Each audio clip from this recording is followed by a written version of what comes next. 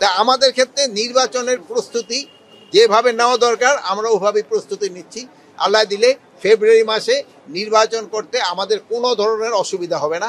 আমাদের chief adviser, মাননীয় chief adviser যে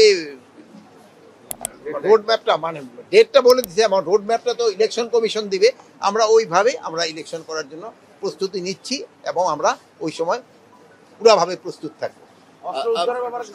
অস্ত্র উদ্ধারের ব্যাপারে অস্ত্র কিন্তু আজকেও কিন্তু অস্ত্র উদ্ধার হয়েছে।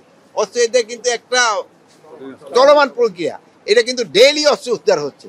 ইলেকশনের আগে আমরা আশা করতেছি প্রায় অস্ত্র আমরা উদ্ধার করে ফেলবো।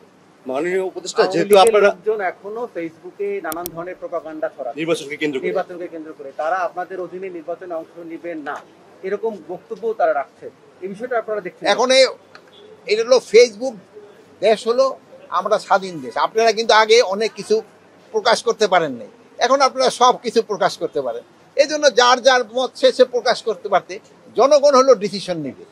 মানে জনগণ যেই সময় ভোটারমুখী হয়ে যাবে এবং পলিটিক্যাল পার্টিগুলোর জন্য ভোটারমুখী হয়ে যাবে, সেই সময় দেখবেন এই সব কিছু কেউ কোনো বাধা দিতে পারবে না। এটা হলো জনগণ হলো আমাদের মেইন ফ্যাক্টর এবং পলিটিক্যাল পার্টিগুলি এই যে নির্বাচন, তারা যে সময় নির্বাচনমুখী হয়ে যাবে, এখনই জনগণ কিন্তু নির্বাচনমুখী হয়ে গেছে। যেমন আপনারা নির্বাচনমুখী হয়ে গেছে। আসছি এগ্রিকালচারের সম্বন্ধে, আপনারা এগ্রিকালচার না জিজ্ঞেস করে আপনারা এখন ইলেকশন সম্বন্ধে দেখবেন আপনারাও নির্বাচনমুখী হয়ে গেছে।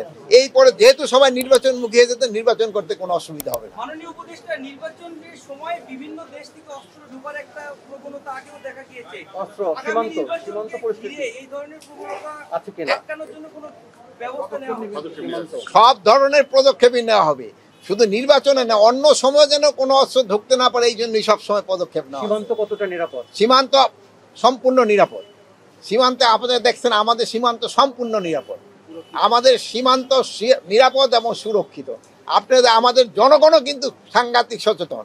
বর্ডার বেল্টে যেই সব আমাদের জনগণ আছেন তারা কিন্তু খুবই সচেতন। একটু এদিক ফাইটার উইলে ফেললেন, আর এরা কিন্তু খুবই সচেতন।